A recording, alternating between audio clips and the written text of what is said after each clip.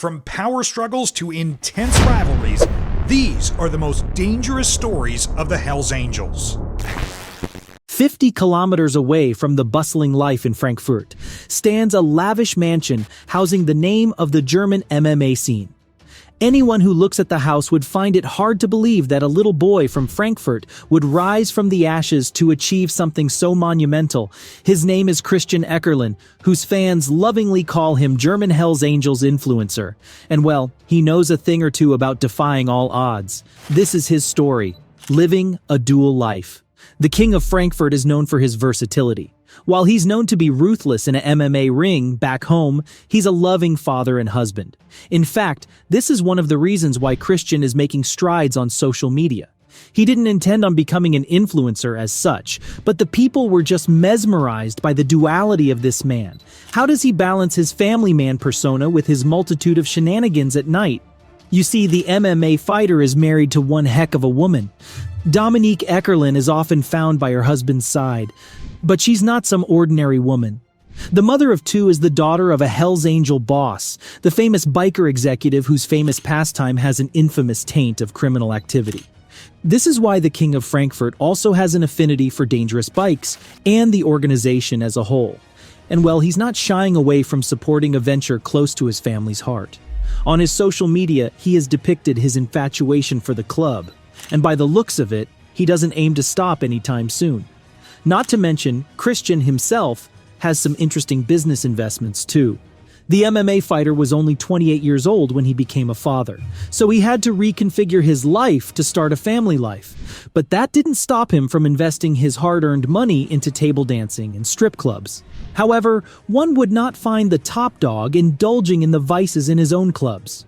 Christian is a fighter, businessman, influencer, and a YouTuber. And despite the plethora of jobs he has, he still makes time to have dinner with his wife and 2 children. This sort of discipline and godly balance is the secret of his successful life. And of course, he didn't master the art in a single day. It seems like Christian Eckerlin was destined to be a role model. Christian's football era. Born in November 1986, Christian's foremost dream was to play football professionally. And well, he was born into nothingness.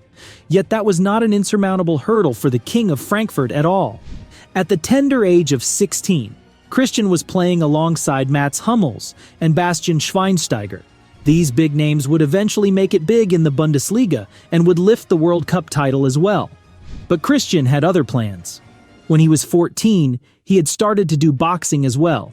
So he was always torn between the two worlds when it came to his professional athletic career. At the apex of his football craze, Eckerlin played for SV Darmstadt, a club that was relegated from the Bundesliga in 2023.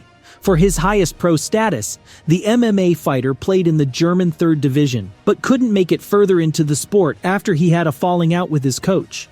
At the age of 21, Christian was forced to hang up his football boots. That was the time when he felt lost. By then, he had also quit boxing to entirely focus on football. For him, there was no way to go. Then something miraculous happened. Christian decided to take up an offer that was made ages ago. Unsurprisingly, that helping hand was extended by a friend. Transition to professional fighting. Prior to retiring from football, it was hard for Christian to keep trouble at bay. One night, he was at a festival drinking beer when he got into a fight with 3 guys over a petty issue. It is not very known why the fighter got into a fist fight, but whatever the cause was, it had left Christian fuming. Some of his friends tried to intervene, but only one was successful. His friend told him that if he really wanted to release his pent-up anger, he should come to his gym instead of making a fool out of himself on the streets. Christian was reluctant, so he promised his friend that he would visit one day. That time never came until the athlete retired from the sport. Out of options, he finally decided to visit the gym, and lo and behold, it took him only 1 training session to get hooked on MMA. Reminiscing on the moment, Christian said that he had begun with very light sparring, but his friend could immediately tell that he had a big talent. It was also only fitting that a small television in the gym was showing an iconic fight by Wanderlei Silva in Japan, and Christian couldn't take his eyes off the screen. And well, the rest is history. Before the legend could have his first spar, he had actually witnessed a cage fight where 2,000 people were in attendance. Christian couldn't really understand the hype. His boxing era was long over, and before he could train for MMA, he had lost a fight to Russian boxers. But in 2008, in his friend's gym, everything seemed right. Christian trained for less than a year before having his first professional fight in 2009. It didn't take much for Christian Eckerlin to make a big star in his homeland. Thousands of people cheer for him in the same stadiums where the youngster had once hoped to face giants like David Beckham. Believe it or not, he also has an upcoming sold-out fight at Eintracht Frankfurt Stadium, which has 58,000 seats. There, his opponent would be Christian Jungwirth. About that monumental moment, Christian said, "For me, it's a dream come true. It's my hometown. Eintracht Frankfurt is my heart." And well, if the odds are anything to go by, it seems like the King of Frankfurt is going to emerge victorious in the fight. After all, he has some impressive stats under his belt. MMA stats. Let's make it pretty simple for you. Christian Eckerlin is a beast inside the ring. He has a record of 16-6-0, which means he has 16 wins, 6 losses, and 0 draws. In his 16 wins, he has 6 KOs or TKOs, 8 submissions, and 2 wins based on decisions. Christian's most recent win came on May 4, 2024, against Miroslav Broz, where the method to win was an elbow TKO. It is said that Christian operates with a wounded tiger mentality. When he has something to prove or revive from an insulting loss, he goes all in. Before his fight with Broz, Christian had to face Leandro Silva on November 18, 2023, where he had to suffer a humiliating defeat via a unanimous decision. It goes without saying, for his next match, the King of Frankfurt fought harder than ever. And well, Broz was no match for his endurance and agility. Now, his fans are hoping that Christian Jungwirth will meet the same fate. But of course, when it comes to drama and action, nothing comes close to Christian's classic rivalry with Denson Nees de Oliveira. Christian's bitter rivalry with Oliveira. Let's just say that the notorious Brazilian fighter and the royalty of Frankfurt don't see eye to eye. It all started when the duo had met for a fight on June 4, 2022, and right off the beginning, Oliveira had decided to play dirty. In round 1, the Brazilian fighter threw a low blow kick, which the referee immediately called illegal. Even though Christian was severely injured, he took advantage of the timeout and bounced back to take Oliveira to the cleaners. Round 2 was a different story altogether. It took only Christian a moment to finish off his enemy through the pound and ground TKO. It was clear that the king had won another fight. However, fate had other plans. The governing body of MMA in Germany reviewed the round and declared the fight no contest or overturned, meaning none of the fighters had won. And well, that was enough to rile up Christian Eckerlin, who knew that he was wrong. His fans made a loud noise on social media, calling Oliveira a disgrace to the integrity of the sport. But Christian knew what he had to do. He immediately called the Brazilian fighter for a rematch. The duo met again on October 15, 2022, and we don't have to tell you what happened next. Christian won the fight through rear naked choke submission. That's when the King of Frankfurt finally settled the score of the fight that was unlawfully taken away from him. Canada is no stranger to the reign of notorious bikers. It ranges from the infamous Johnny K9 to the legendary Yves Trudeau, but none have cast a shadow quite as dark as Maurice Boucher, the Quebec-born Hell's Angel, who redefined brutality. Today we're diving into the gritty saga of the most ruthless biker to ever roar down the highways of the Great White North. A criminal is born. Stepping into this world on June 21st, 1943, Maurice's early life offered no clues to the shocking role he would eventually play in Montreal's infamous biker war. Raised in stark poverty among 7 siblings, Maurice struggled from the outset. Dropping out of school after 9th grade, he followed his father into construction, only to find the work unbearable. Eventually seeking escape, Maurice turned to drugs, and it all went downhill from here. He started innocently with marijuana, but swiftly plunged into a dark spiral of harder substances as his addiction tightened its grip. Desperate for cash to feed his habits, Maurice descended further into crime and resorted to theft, to fund his escalating addiction. The pivotal moment arrived in 1974 with Maurice's first arrest, sparking a tumultuous legal battle that culminated in a daunting 40-month prison sentence. Yet, it was within the walls of prison that Maurice's story took an even more scandalous turn. Behind bars, Maurice's decisions and connections would shape his fate. Did he use his time to reflect and reform, seeking redemption from his troubled past? Or did he deepen his ties within the shadows of the criminal underworld, strategizing his next moves upon release? Inside those prison walls lay secrets and alliances that would not only define Maurice's future, but also cast a dark shadow over Montreal's underworld for years to come. Maurice becomes a menace. In the early 1980s, Montreal wasn't exactly sunshine and rainbows. A young Maurice Boucher was looking for trouble and fell in with a rough crowd, the SS Biker Gang. These guys weren't your average motorcycle enthusiasts, but were essentially criminals who bullied immigrants, hoping to scare them out of town. Their ways were, of course, not lawful, and they eventually caught the eye of the police. But the cops didn't see Boucher as the main troublemaker, just another outlaw biker following the pack. Things took a turn for the SS when they left the pure bullying and started dealing drugs. This was a risky move, but it brought in more money. For Boucher, being part of the SS, even with its dark side, opened a door. The notorious Hells Angels, a much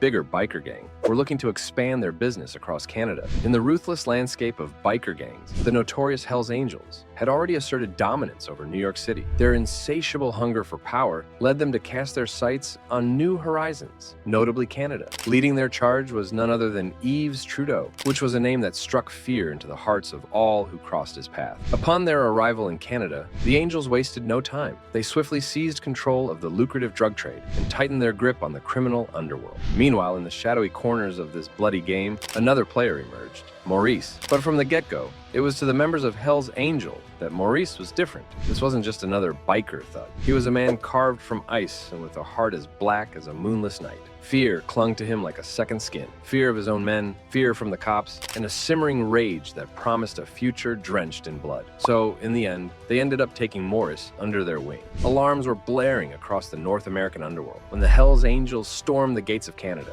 The Angels didn't waste a single bullet either. They bulldozed their way into the Canadian drug scene while squeezing out established players. The once hallowed pavement of Canada's streets ran slick with paranoia. Every rumble of a Harley could be the enemy, every shadow a potential assassin. The Hells Angels, those iron-fisted titans who'd crushed New York under their boots, found themselves playing a dangerous game. But Maurice wasn't built for tiptoeing. This was a man who craved the roar of a challenge. He believed the Angels needed a champion and a living legend forged in the fires of violence. That champion, he decided, would be himself. So what did he do? Whacked a rival biker and ended up taking his life. His bloody stunt bought him major cred with his fellow bikers. Maurice, the nobody, was now officially a Hell's Angel, but the celebration curdled in his gut. Had he crossed a line? Was this brutal murder the key that unlocked his future, or the noose that would eventually hang him? Either way, the dream of power, the insatiable hunger of the Angels, gnawed at the fragile peace of Canada's underworld. Crime becomes rampant in Canada. The Hells Angels, once an unstoppable force, found themselves reeling from a double-barreled shotgun blast of betrayal and infighting. Their iron-fisted leader hightailed it out of Canada with a warrant hot on his heels, leaving a gaping leadership vacuum. To make matters worse, Yves Trudeau, a legend whispered with fear and respect, flipped the script and became a state witness. This bombshell revelation shattered the illusion of the Angels' invincibility and left them vulnerable and desperate. But from the ashes of chaos rose a figure hungry for power, Maurice. The ruthless killer saw his chance, and he took it. The same year, Maurice snatched the crown of the Hells Angels, and his reign would turn out to be a baptism by fire. Maurice started with smaller clubs by sweet-talking them under the Angels' banner. Refusal was met with the icy glint of his resolve. They either yielded or met a brutal end, crushed by the ironclad fist of his leadership. Then came the Outlaws, a rival gang foolish enough to defy him, and Maurice wasn't known for mercy. In 1989, he orchestrated a nightmarish attack on their clubhouse, which was basically a fiery explosion that sent a clear message. Safe to say, the Outlaws were so broken they surrendered their turf and identities. Not only that, but they also end up absorbing themselves into the ever-expanding Hells Angels. It seemed like anyone who dared resist was dealt with swiftly and permanently. Now that Trudeau, it looked like Maurice only knew how to play by fire. Canada's underworld held its breath, bracing for the storm he was about to unleash. Would he solidify his reign through fear and violence, or would his ruthless ambition be his own undoing? Betrayal is met through fire.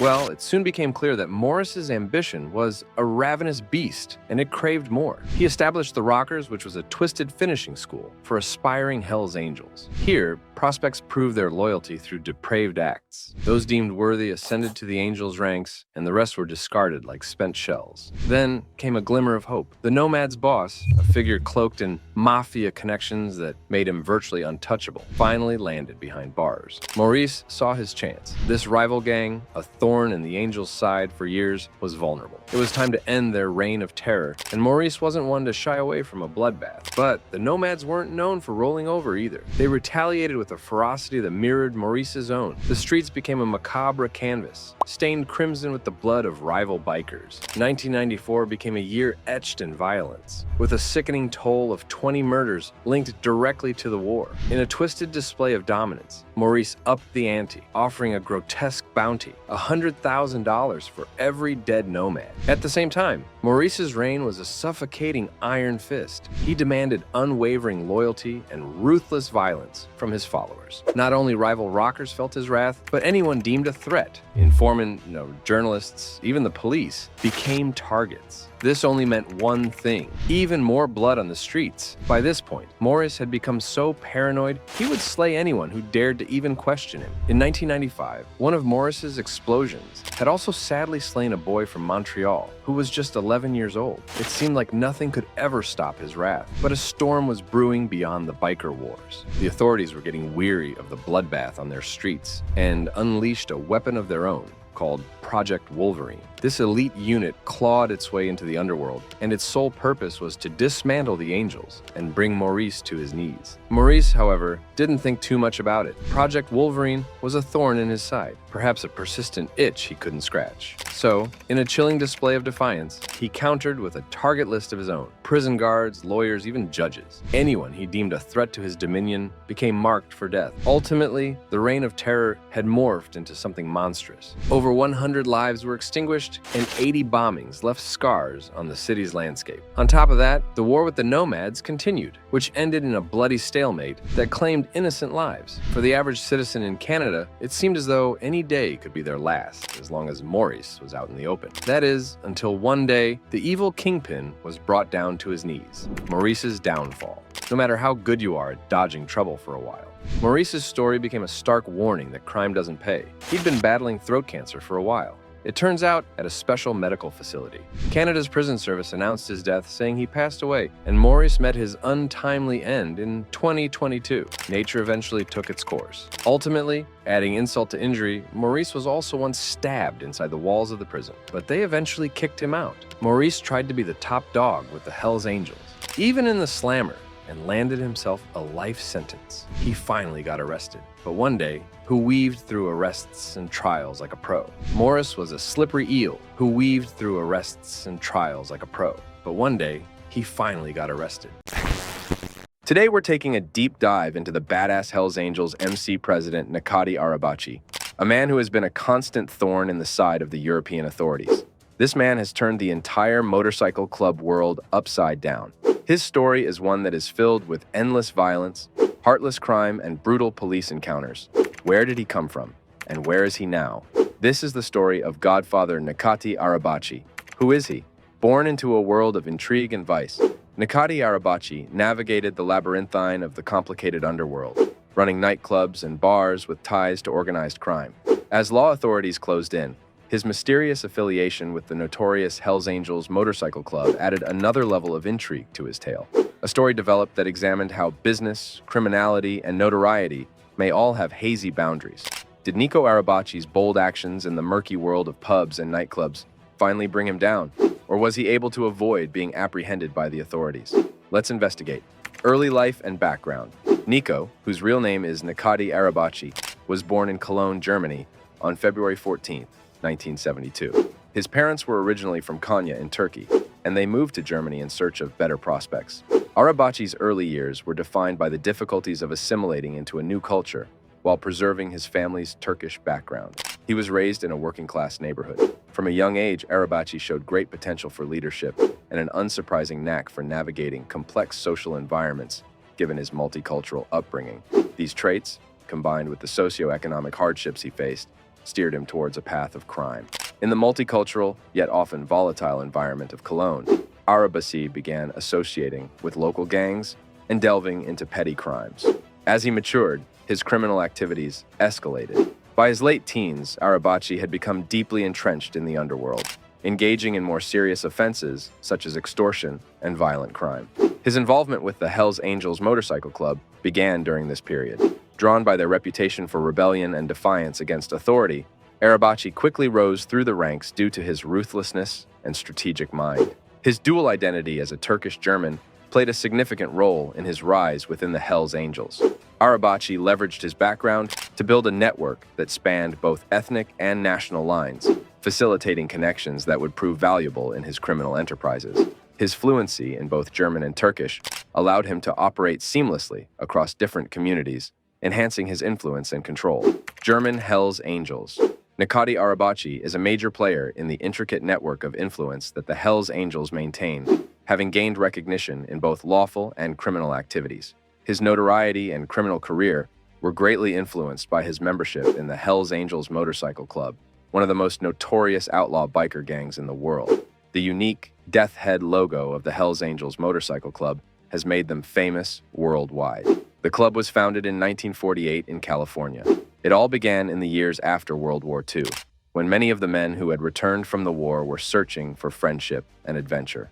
Over time, the Hells Angels have come to stand for rebellion, an illegal lifestyle, and a strong anti-establishment viewpoint.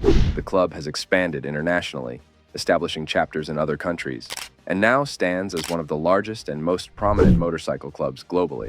Arabaci joined the Hells Angels during a period of significant expansion and consolidation for the club in Europe. In Germany, the Hells Angels established a strong presence, particularly in major cities where they could control lucrative criminal markets. Arabaci quickly rose through the ranks due to his strategic acumen and ruthless enforcement tactics. The Hells Angels are a hierarchical organization with tight membership requirements. A rigorous initiation procedure must be completed by potential members, which consists of phases such as hang-around, associate, prospect, and full membership or full patch status. This procedure, which may take several years, entails proving your allegiance, dedication, and capacity to participate in club activities. Arabaci's ascent within the Hells Angels hierarchy was characterized by his capacity to utilize the organization's assets and connections for his personal illicit pursuits. He was involved in drug trafficking, bar management, human trafficking, and drug trafficking in the red light districts of Cologne and other cities. These enterprises improved his standing in the club and brought in a sizable sum of money. Arabaci had a strong operating point because of the Hells Angels' notoriety for engaging in a variety of illicit operations, such as extortion, arms smuggling, and violent clashes with other gangs. Arabaci was able to thrive in the club because of its code of secrecy, devotion, and ferocious member protection. His criminal activity and manner of leadership epitomized the outlaw mentality of the organization, adding to its intimidating reputation. Despite their criminal undertakings, the Hells Angels also engage in legitimate business ventures. Members often own motorcycle repair shops, tattoo parlors, and other businesses that serve both as sources of income and as fronts for laundering money. Arabaci himself was involved in running nightclubs and bars, blending legitimate business with illicit activities. This dual approach allowed him to maintain a facade of respectability while continuing his criminal operations behind the scenes. Rise to power. Nico Arabaci gained influence over the Cologne red light district in the 1990s through bouncers under the Hells Angels umbrella. This brought him significant income, but also made him many enemies. He was involved in brothels, including the Babylon brothel in Elsdorf near Cologne and Viago in Leverkusen, as well as brothels in Mallorca. Disguised as a fruit dealer, Nico controlled the most powerful group of pimps in the Cologne red light district since 1999. His influence extended to Frankfurt and the Ruhr area. First arrest and prison time. In 2002, Arabaci was arrested by a police task force led by Chief Prosecutor Jürgen Watson. In the subsequent trial, he was sentenced to 9 years in prison on September 30th, 2004, for leading a criminal organization, armed robbery, pimping, and severe human trafficking. During his imprisonment at the Balcom Correctional Facility, he reportedly planned to kill the prosecutor and hired an Albanian contract killer from Duisburg. The police, having bugged his visiting room, discovered the plan, prompting the prosecutor to receive bodyguards and police protection. Arabaci faced additional criminal prosecution with the goal of securing preventive detention and indefinite imprisonment for extremely dangerous criminals. During this trial, a crucial mistranslation in some transcripts was uncovered, leading to his acquittal in 2007. Activities behind bars. Even behind bars, Nico Arabaci reportedly maintained influence, with claims suggesting that he still controlled the Coliseum brothel in Augsburg. Following his deportation in 2008, suspicions persisted among law enforcement that Arabaci continued to exert control over the brothel. Moreover, in 2008, members of the Arabaci clan were reportedly observed in Berlin, raising concerns that the gang sought to establish a presence in the city's red light scene. Continued influence and rise in Hell's Angels. In 2010, reports surfaced indicating that Nico participated in a meeting of international Hell's Angels leaders in Izmir, Turkey. Following this event, he assumed the role of president for the Hell's Angels MC Nomads Turkey, solidifying his position within the global Hell's Angels network. By 2013, Arabaci emerged as a potential leader for the European Hell's Angels, especially after the arrest of the previous leader, Frank Hanebuth, in Spain. This marked a significant elevation in Arabaci's status within the motorcycle club, suggesting his increasing prominence on the European stage. Notorious business ventures. Nico Arabaci became famous for running nightclubs and bars in Hamburg's red light district. However, his businesses faced problems with the police, who suspected him of illegal activities like selling drugs and laundering money. Despite these issues, Arabaci was known for being smart and powerful in navigating the city's nightlife. This mix of legal and shady activities made him a mysterious and influential figure in Hamburg. The notorious Arabaci clan, led by Nico Arabaci, allegedly exerted control over the bouncer scene in Cologne's entertainment district, the Kölner Ring. His gang of bouncers was reported to have engaged in exploiting young women by befriending them and subsequently coercing them into prostitution. Legal troubles and further arrests. In 2015, Spanish authorities issued a European Union-wide arrest warrant against him for charges including membership in a criminal organization, extortion, drug trafficking, and involvement in brothels in Spain. Despite his deportation, Turkey does not extradite Turkish citizens, complicating legal proceedings. In June 2018, Arabaci was arrested in Turkey and released from pre-trial detention in September 2018 due to a lack of evidence. He was arrested again on July 10, 2020, and released from pretrial detention on July 28, 2020. Current status. In the latest development, Nico Arabaci was apprehended by Turkish security forces in the Çeşme district of western Izmir province. Arabaci, believed to lead a faction of the gang, was targeted following the prior arrest of 5 members linked to a 2019 murder in Bodrum district, Muğla province. Despite his numerous legal battles and time spent behind bars, Nico Arabaci's influence in the world of organized crime, particularly within the Hells Angels motorcycle club, remains a testament to his enduring notoriety and the complex web of criminal enterprises he navigated throughout his life. With that, The Hells Angels don't make friends easily, and they've certainly made some fearsome enemies. But there's no need to fear bumping into these rivals on a daily walk. Most are tucked away in maximum security or laying low, leaving the Angels to rule the roads. Yet, the streets whisper tales of these menacing foes and their legendary clashes with the Angel, the real story behind the Hells Angel. Back in 1948, in a California spot called Fontana, a group of bikers decided to start a club. This wasn't just any club, though. It was the Hells Angels Motorcycle Club. Now that name might ring a bell, right? It's because they've become a big deal, not just in the States, but all over the world. The Hells Angels aren't your average bike lovers. They've made quite a name for themselves, and not always in a good way. Cops everywhere know them, and not because they're helping little old ladies cross the street. In places like Thunder Bay, even though you might not see a Hells Angel, their shadow is long. People talk, stories spread, and their reputation makes sure they're felt even without being seen. The feds, the guys who go after the big fish,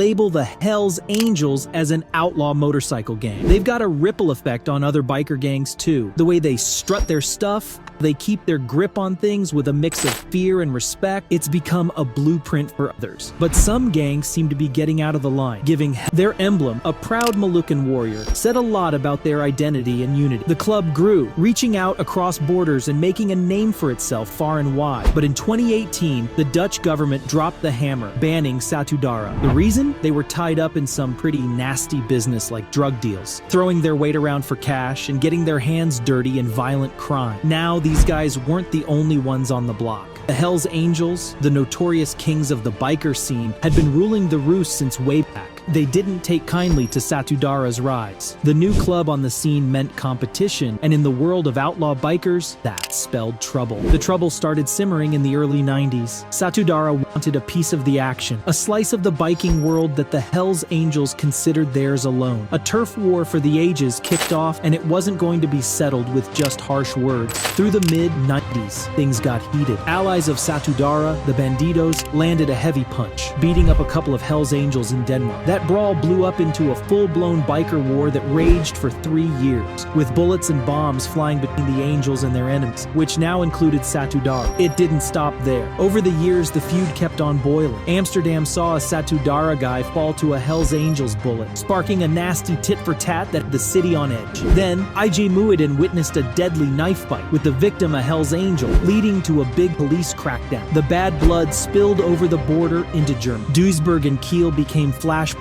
where gunfire shattered the peace, leaving members wounded and dead. Back in the Netherlands, the city of Enschede became a battleground for drug turf, resulting in more shootouts. However, in a surprising twist, whispers of a truce started to circulate. In 2019, there were talks that the Hells Angels, Satudarah, and even the Bandidos had decided enough was enough. But in a world where trust is thin and honor is backed by force, who can say if peace will last? Biker bloodlines. In the sun-baked streets of Montebello, California, back in 1969, a new kind of family was born, the Mongols Motorcycle Club. It was a group stitched together by Hispanic vets who were turned away by the Hells Angels, creating their own brotherhood on the back of motorcycles. These guys had a rep. They were the outlaws of the biking world, caught up in the kind of trouble that gets you on the wrong side of the law. Then came the spark that set off a wildfire. The Mongols slapped a California patch on their jackets, a bold claim that they owned the Golden State. To the Hells Angels, the top dogs of the California biker scene, that was a slap in the face. They were the state's name too, and they weren't about to share. What followed was a clash over the streets, the market, and the code of the road. The dust-ups between these two clubs weren't your average bar fights. They were full-blown battles. Take San Diego in '77. A swap meet turned into a war zone with 100 Mongols and 50 Hells Angels going at it with every weapon they could swing. When the smoke cleared, 2 men succumbed to their grim fate, and a bunch of others were licking their wounds. Fast forward to '82, in a little place called Lenox. Here, the Hells Angels decided to send a message, loud and clear. They rolled up on the Mongols in a pizza parlor, and when the shooting stopped, 5 men were gone for good. The courts handed down life sentences, but that didn't close the book on the bad blood. Then there was Laughlin, Nevada in 2002. During a big biker rally, the casino at Harrah's turned into a battlefield. 60 men, Mongols and Angels, tore into each other with fists, knives, and guns. 3 didn't walk out, and a dozen more were left counting their lucky stars they made it through. 6 years later, the feds went all in with Operation Black Rain. They got inside the Mongols' world, came out with cuffs and charges for 79 guys, and tried to snatch their very symbol, the patch they wore with pride. The Mongols weren't having it. They fought tooth and nail in court and kept their patch riding on their backs. The streets of Sturgis, usually rumbling with the sound of bikes, echoed with gunshots in 2011. A Mongol and a Hells Angel, each with a finger on the trigger, didn't care who else was around. Both bikers and an innocent person got hit. Word spread like wildfire that this could blow up into something nobody could control. In Australia, far from California's turf, there were whispers of a truce in 2013, but the road's long and full of turns. And now let's talk about the most dangerous enemy of Hells Angels, the turf wars. In the year when the sound of rock and roll was getting louder, 1959 in Maryland, a new brotherhood emerged, the Pagans Motorcycle Club. Founded by Lou Dobkin and his buddies, the Pagans quickly became known as the bad boys of the biking world, running afoul of the law on more than one occasion. But it wasn't until the 1970s that things really heated up. The Pagans, hungry for more room to ride, began to push into the East Coast. New Jersey, Pennsylvania, and New York became their stomping grounds. But the Hells Angels, the infamous lords of the biker realm, didn't take kindly to the newcomers. To them, the Pagans were stepping on sacred ground. This rivalry wasn't just about who rode on which streets. It was about pride, respect, and the the unspoken rules of the road. The clashes that broke out were nothing short of brutal. One dark day in Newark, 1979, a motorcycle show turned into a battleground. A disagreement over a vendor spot escalated, and suddenly 300 bikers from both clubs were locked in combat. The fight claimed 7 lives and left many injured. This wasn't just a brawl, it was a statement, a declaration of war. Then there was the Long Island Diner in '82, where a calculated ambush by the Hells Angels that unalived 5 pagans. It was a cold-blooded act that landed the Angels behind bars for life. But even those steel bars couldn't contain the feud. The rivalry raged on, and in 2002 it spilled over into the casinos of Laughlin, Nevada. A meeting during a motorcycle rally turned into a deadly riot, with bikers clashing in a scene so violent it was caught on camera for the world to see. 3 lives were lost, and the call for justice was loud. Fast forward to 2020 on the streets of Cape Cod. Over 100 men from both sides clashed violently over turf rights. The fight was savage, with knives and blunt instruments. The echo of the brawl raised alarms across the nation, hinting at a war that could erupt at any moment. The scars of these battles mark the flesh and souls of the pagans and the Hells Angels. They are constant reminders of the divide that runs as deep as the engines are loud. Yet, despite this enduring enmity, there have been fleeting moments when a ceasefire seemed possible, like the whispered truce in Australia in 2013. The road ahead is uncertain, but one thing is clear. The rivalry between the pagans and the Hells Angels is a tale with no end in sight. What do you think lies in the future for Hells Angels? Will these enemies take them down? Let us know in the comments below. We will see you in the next one.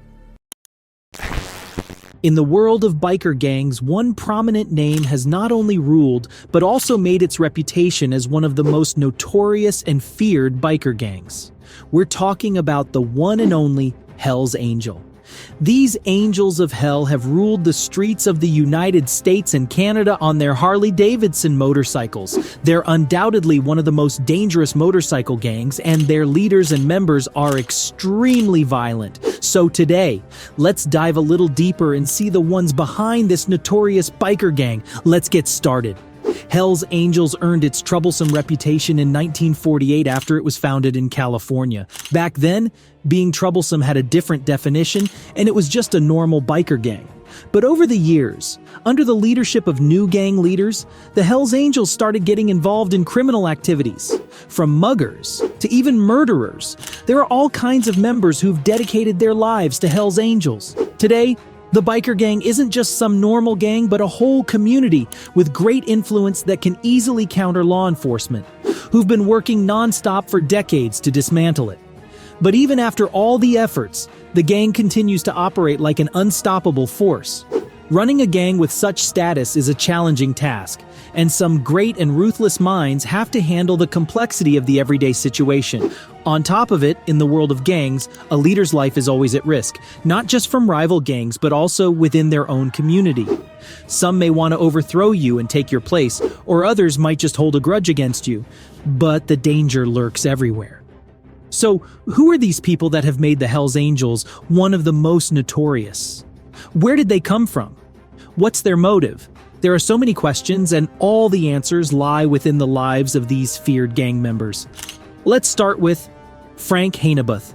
Frank Armin Hanebuth, or just Frank Hanebuth, is known to be the leader of all Hells Angels in Europe. He's the big boss of all the angels and controls the entire community. Born on September 21, 1964, in Garbsen, Osterwald, West Germany, it's been a long way for Frank. He grew up in Hanover, where he stepped into the world of biker gangs and became a Hells Angel. Over the years, he has made his reputation as one of Germany's most notorious outlaw biker gang leaders. Apart from leading Hells Angel, he's also a professional boxer and alleged gangster. Not just that, Frank is practically a businessman who's made millions through his criminal activities in the red light district of Hanover. Regarding his family, he got married in Bissendorf near Hanover to Anne Sarah Naumann. He also has a son named Ben Hanebuth, a professional boxer following his father's footsteps. But was he always a gangster? Not really. Before becoming an angel, Frank used to be a carpenter, but that job didn't suit him, or should we say it didn't meet his desires. So he decided to change his work line. His craving for money and women got him into becoming a pimp in Germany. And as you must have guessed, in this line of work, Frank was pretty successful. He had a very charismatic figure, and was known for building an empire of bars, brothels, and sports studios while maintaining strong ties with civil society in Hanover. It's safe to say that even before he joined the biker gang, he was already prepping to be a leader with the talent to succeed in any line of work. I mean, he's been good at boxing too. Hanebuth's boxing career, which lasted between 1991 and 1996, was brief but left an indelible mark on everyone who witnessed him fighting in the ring. During his boxing career, Frank entered the ring under a different name, Frank Hanebuth. Later on, he joined the Bones Motorcycle Club. Due to his leadership abilities, he soon became the club president as well. But then he transitioned and joined the Hells Angels in 1999. It was the best decision in his life because the Angels were already one of the most powerful biker groups of that time. He grew and significantly increased his wealth and influence in Germany by joining the gang. Thanks to his diverse background and entrepreneurial spirit, Hanebuth rose through the ranks of the Hells Angels. Not only that, he soon became a biker gang leader, and his role mainly consisted of criminal activities. But his dirty work didn't let him go away that easily. Frank served 3 years in prison for being guilty of an attempted brothel set up in Hamburg. Everyone thought that now that Hanebuth was in jail, his reputation would be in ruins, and his reign as a Hells Angel biker gang would finally end. But little did they know that once Frank got out of jail, his reputation and popularity would actually increase. The biker community welcomed him back with open arms. In fact, he even managed to maintain relationships with business and political elites in Hanover, and these connections earned him great power, which is why he was so untouchable by law enforcement. Frank got tons of positive publications and press coverage on his release, but his days of freedom were finally at risk when he was arrested once again in Spain and was under trial for allegations of being involved in a criminal organization. It all became a lengthy trial that finally concluded on September 26, 2023, by the High Court in Madrid. They cleared Frank's name from all charges of having links with a criminal organization. But Paul Engelke, Hanebuth's right-hand man, was sentenced to 1 year and 6 months imprisonment for making threats and covering up the crimes of his boss. With the end of the prolonged trial, Frank was finally back in business, ready to do what he was good at. Right now, his influence all over Germany and the angel community is no less than a king ruling an entire country. And that makes him one of the most influential and feared Hells Angels. But then there are some other angels who are as feared as Frank. Maurice Mom. Boucher is another notorious crime boss, murderer, and notable figure in Quebec who ruled the Hells Angels. He was born in Kozapskal, Quebec. Maurice wasn't just any member of the biker gang, he also rose to power within the group and became the head of the Quebec section of the organization. Boucher was famous for his heinous crimes like drug trafficking and murder. During his reign, he brought terror and violence to the region. He showed no mercy to his rival gangs. Unlike other outlaws, his section was never peaceful. He led the gang's Nomads chapter and fought against rival gangs. His actions resulted in countless deaths and instability in Quebec. During his time as a Hells Angel, Boucher was highly active in the Quebec Biker War. It was one of the most prolonged and deadliest wars ever occurring among the biker community. All of this lasted for over 8 years and caused more than 160 deaths. Boucher's existence itself meant death for everyone around him. But like everything, he also had an end. He died in jail at the age of 69. Apparently, he had throat cancer when he was serving his time in prison for ordering the murders of prison guards Pierre Rondeau and Diane Levine during the late 1990s. He was also found guilty and sentenced to life imprisonment with no parole for at least 25 years. Not only that, he also faced additional charges for conspiring to assassinate Reynold Desjardins. Boucher tried to live up to his reputation till his last breath. He even attempted to murder another prison guard, Robert Corvo, but failed to do so. His ruthless leadership traumatized the region and became a dark chapter in Quebec's history. Yves Apache Trudeau, better known as Apache or the Mad Bumper, was another notorious hitman guilty of several deaths. He was a member of the Hells Angel Montreal chapter and undoubtedly one of the most dangerous members ever in the history of the biker gang. He was the death of the Hells Angel organization. It's said that he was fearless and a man whose methods of killing had always been the most violent. His experience in explosives, earned him the reputation of the Mad Bumper. This skill allowed him to assassinate his targets in numerous ways. No wonder his ruthlessness and violent nature left a trail of blood on the streets of Quebec. According to the reports, he took the contracts for several outlaw motorcycle clubs, including Hell's Angels, and worked for them as their hitman to put down the troubling people for the organization. Trudeau began his reign of terror in the late 1960s when he joined the Popeye Moto Club. It was one of the most violent motorcycle clubs of that time that was continually involved in drug trafficking and murder. During this era, he gained fame for his brutality and perfect kills on every contract. In 1977, Popeye Moto became even stronger and more violent when it merged with the Hells Angels. After this, he continued to serve the gang and became a nightmare for the club's rivals, such as the Devil's Disciples and the Outlaws. Trudeau's reign finally ended on July 20th, 2008, when he passed away at the age of 62. But before dying, he betrayed the group he had served his entire life for. He became an informant and gave away crucial information against the gang. His involvement with law enforcement caused great damage to the group. After all, he was a man who served the group for decades, and he knew all the weaknesses. So with Trudeau's help, the authorities were able to disrupt the club's operations significantly. During his trials, the Mad Bumper confessed to being a prime associate in over 43 murders, and due to this information, the police were able to arrest his 42 fellow bike members involved in the murders. Trudeau's cooperation with authorities allowed him to receive a lenient sentence and eventually be released from prison. Despite what he had done during his time with the Hells Angels, he was able to redeem at least a bit of himself by exposing the crimes of his fellow bike members. A tyrant like him and many others ruled the streets with Hell's Angels written on their biker jackets. Despite the continuous battle with law enforcement for decades, these angels of hell have not flinched and become even stronger. From Frank Hanebuth to Boucher, these people are undoubtedly the most feared.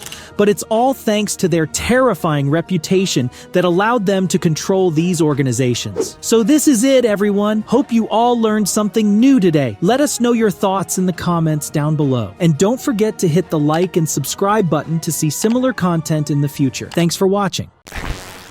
From power struggles to intense rivalries, this is the story that you cannot miss. This is the tale of a group that was once the embodiment of how one should respect women.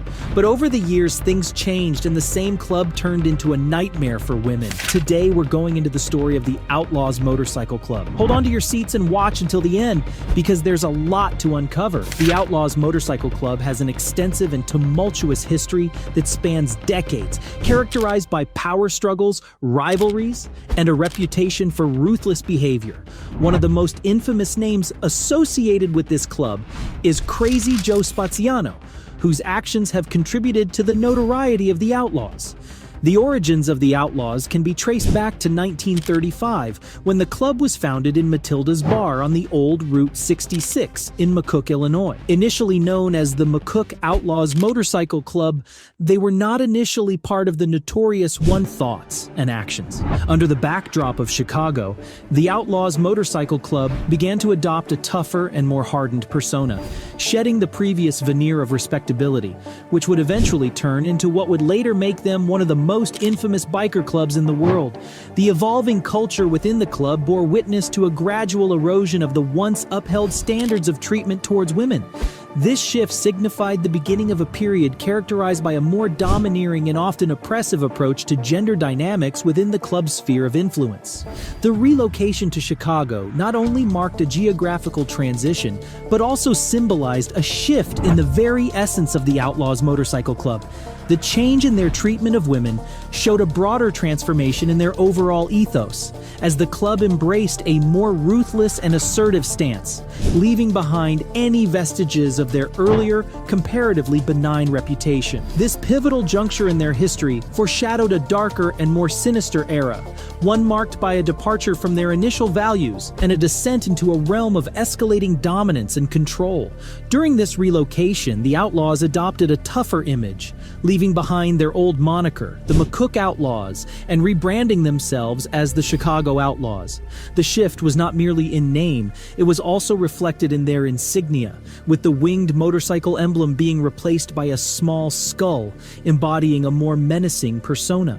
The club's transformation marked a pivotal point in its history, setting the stage for the Outlaws to establish their dominance and expand their influence. Throughout the 1950s and 1960s, the Outlaws earned a reputation for being a dangerous group, unafraid to defy authority and challenge existing norms. This extended to their defiance of the American Motorcycle Association, which attempted to ban the word outlaw from appearing on any race clothing at its events. Undeterred, the Outlaws circumvented this ban by wearing OMC on their attire, a clear manifestation of their refusal to be restrained by societal norms. As the Outlaws' influence continued to grow, their territorial expansion led to significant confrontations with other biker clubs. In 1964, the Outlaws Motorcycle Club made a significant move that would reshape their collective power, showcasing a formidable front that left no room for doubt about their status in the world of motorcycle clubs. The Outlaws had firmly established themselves as a force to be reckoned with, setting the stage for their continued influence and dominance within the biker community. Their ambitions extended beyond national boundaries, as evidenced by their action sparked a brutal retaliation from the Hells Angels, resulting in a series of violent clashes that would define the relationship between the two groups for decades to come. The struggle between the Outlaws and the Hells Angels escalated over the years, leading to a series of violent confrontations and retaliatory actions.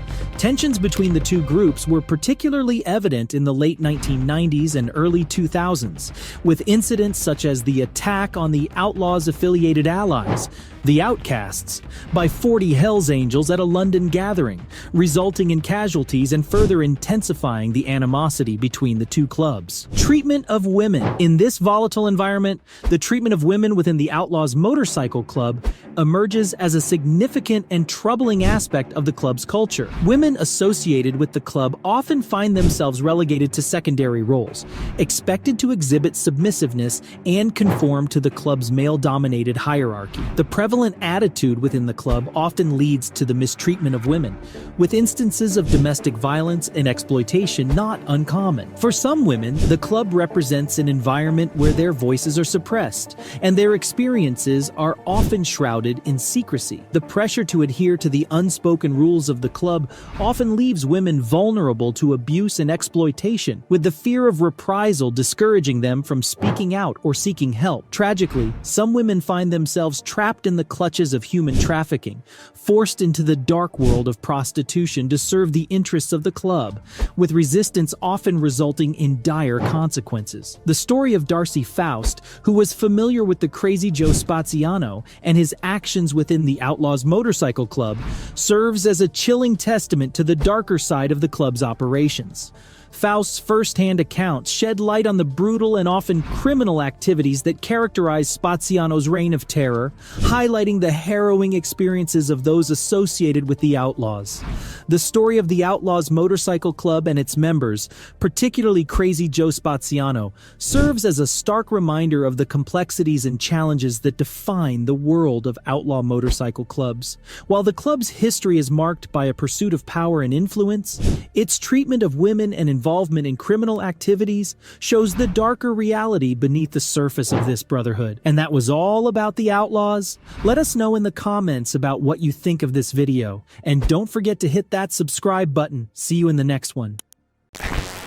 The Hells Angels started in 1948 with a handful of motorcycle enthusiasts and former World War II veterans from Fontana, California.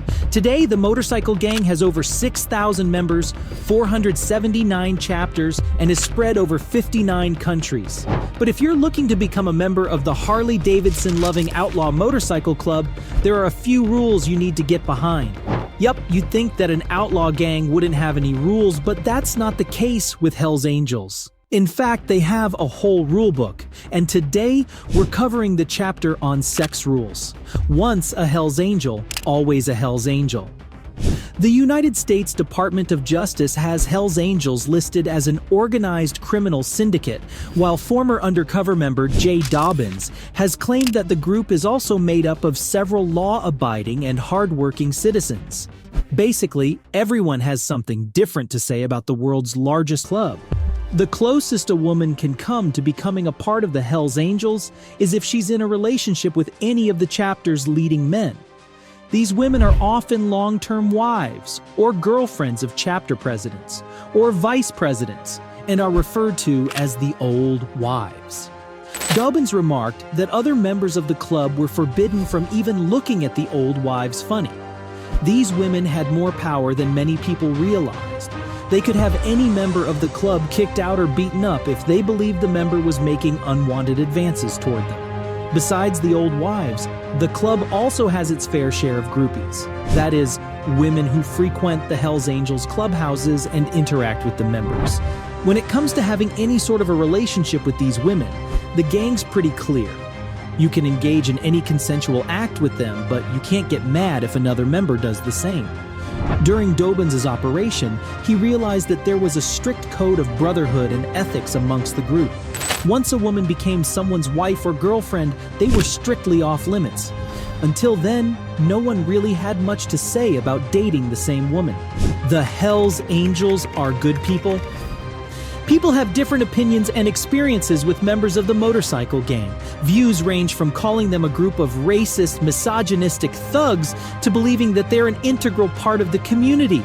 According to Dobbins, while it'd be insane to rule out their criminal activity altogether, he found that several members of the Hells Angels were actually law-abiding, honest citizens. This might have something to do with the group's several other rules, which, amongst other things, include being unified and cordial. This isn't to say that you could just go up to someone with a Hells Angels vest and ask them for an interview. Odds are they won't even acknowledge your presence because of their strict rule against talking to members of the press. On the other hand, members are also actively encouraged to cement themselves as members of the community, and that people can reach out to them if they ever need help. Dobbins also remarked that members were generally very respectful toward women.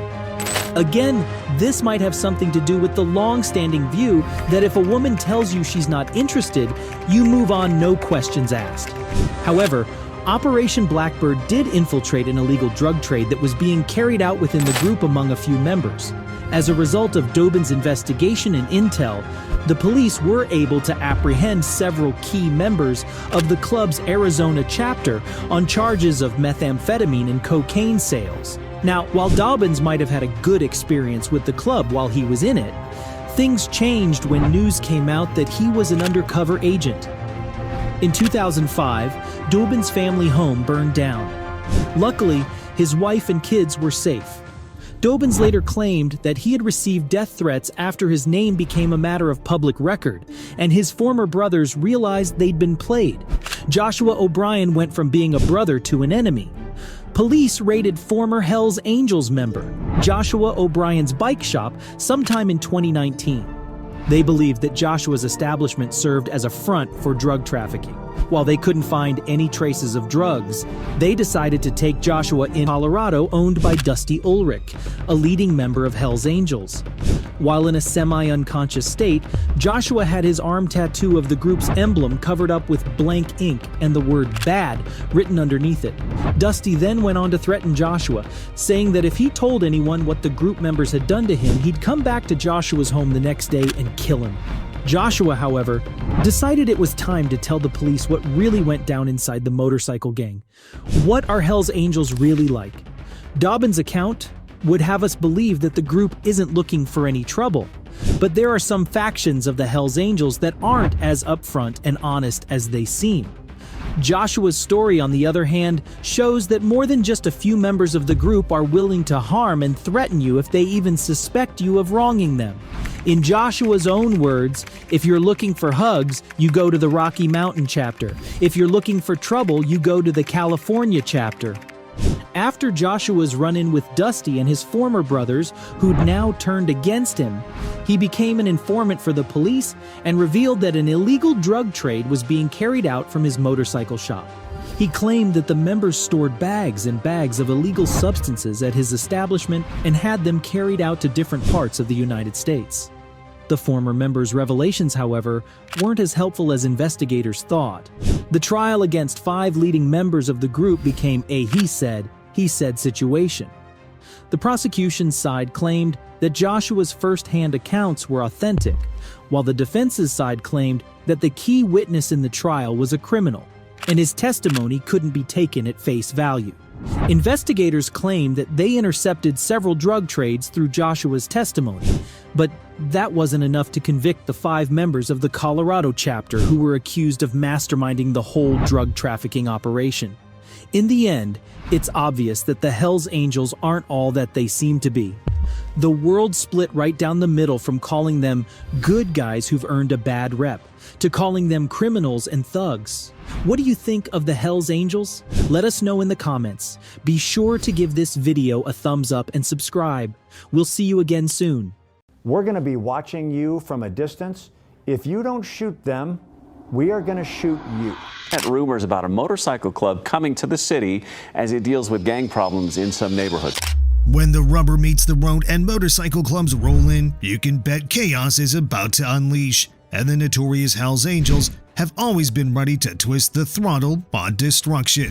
With dozens of lives snuffed out, many millions in property reduced to smoldering ashes, and innocent civilians caught in the crossfire, some biker wars have etched their names in history as the ultimate disasters. With that being said, here is the most violent Hells Angels war ever, the Canadian Biker Battle. Prosecutors say they're gangs, organized crime, essentially the mob on wheels. February 1978 was the time when sparks flew, guns blazed, and the first Canadian Biker War kicked off with a bang. The Outlaws made a bold move, setting up a new chapter in Quebec and taking over the Montreal Rockers MC. But the Hells Angels didn't back down. They fired right back. Everything began when a man named Yves Trudeau, a legendary Hells Angel, made the first strike. Out of nowhere, he ambushed a group of outlaws, pulled his gun, and opened fire. One outlaw was down instantly, another left barely hanging on. The war was officially underway. The Angels don't slow down though. They targeted the outlaws' leader with a car bomb, a brutal, bold move even with bystanders nearby. The Outlaws took a massive hit as their leader met an untimely end and several key members were out of action. However, the war was far from over. The Hells Angels meant business. They stormed the Outlaws' clubhouse, fists flying and fury blazing, leaving the Outlaws bloodied and battered. But they didn't stop there. Soon after, an outlaw turned up dead in the streets. Fear rippled through the city. People locked their doors, knowing no one was safe in this war. Of course, the smaller clubs watched the battle unfold, and the Wild Ones MC decided to make their move. Their leader, Walter Stadnick, arranged a meeting with Hells Angels boss Yves Trudeau, sensing that an alliance could change the game entirely. The Outlaws weren't about to let the Hells Angels gain the upper hand though. Just as the Angels and the Wild Ones were about to seal their alliance at Luron Cafe, 2 outlaws burst in, guns blazing.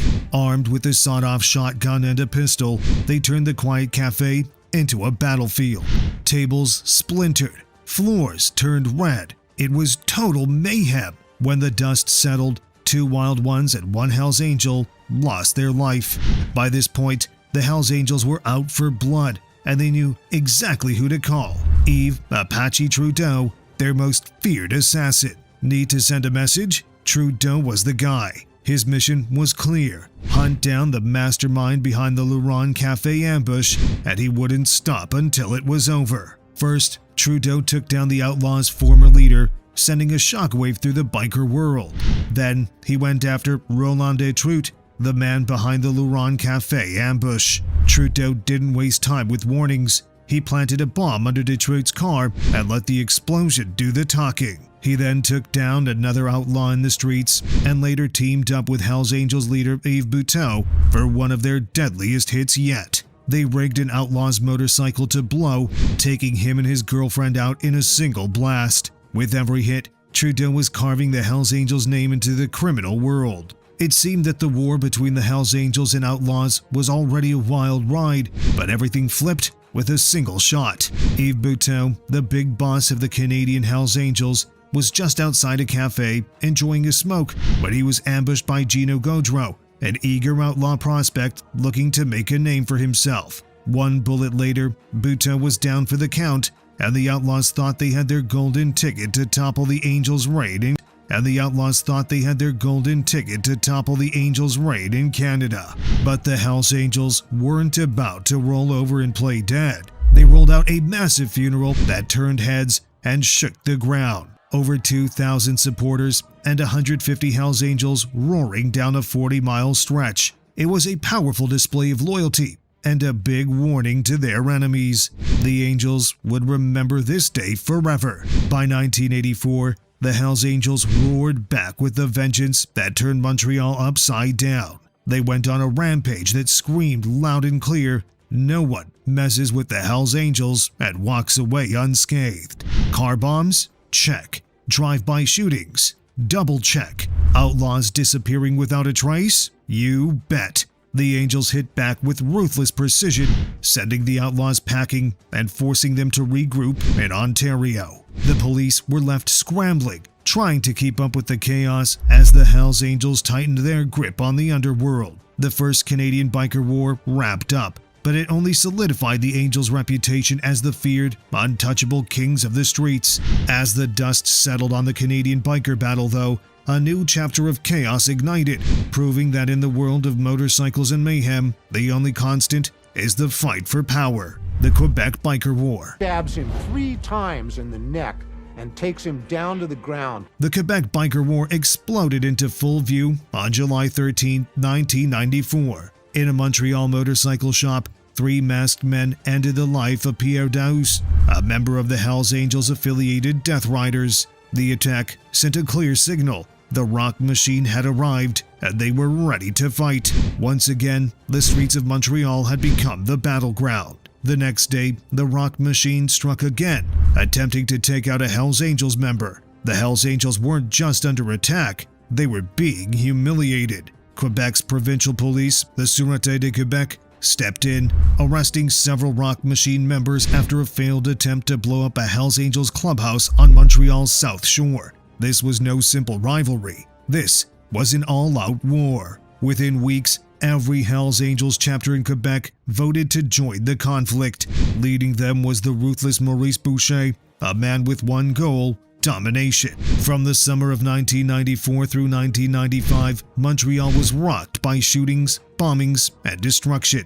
Then, on August 9, 1995, tragedy struck. 11-year-old Daniel Desrochers was playing on a quiet street in Hochelaga-Maisonneuve when a car bomb went off. The target, drug dealer Marc Dubé, was slain immediately. Daniel, however, was an innocent bystander hit by shrapnel and fatally wounded. 5 days later, he succumbed to his injuries, the first innocent victim of the Quebec Biker War.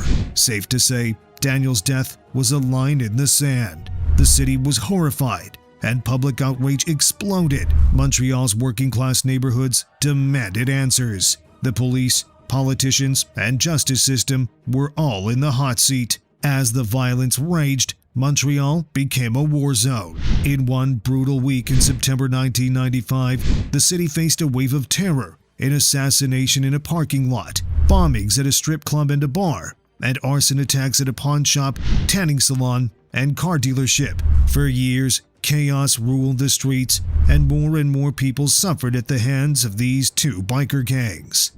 In late March 2001, Operation Springtime hit Canada like a thunderclap. The Royal Canadian Mounted Police joined forces with 23 police agencies, swooping in on bikers across the country. They arrested hundreds, including the infamous Maurice Boucher and 41 of his crew. With the top dogs gone, the Bandidos were ready to fill the power vacuum in Montreal's drug scene, but their glory was short-lived. By June 2002, Operation Bandidos struck back, wiping out the Bandidos' Canadian leadership in one swift move. Just like that, the Quebec Biker War wrapped up. While the Quebec Biker War was setting the stage for chaos, though, a new rivalry was revving up, with the Bandidos ready to add fuel to the fire.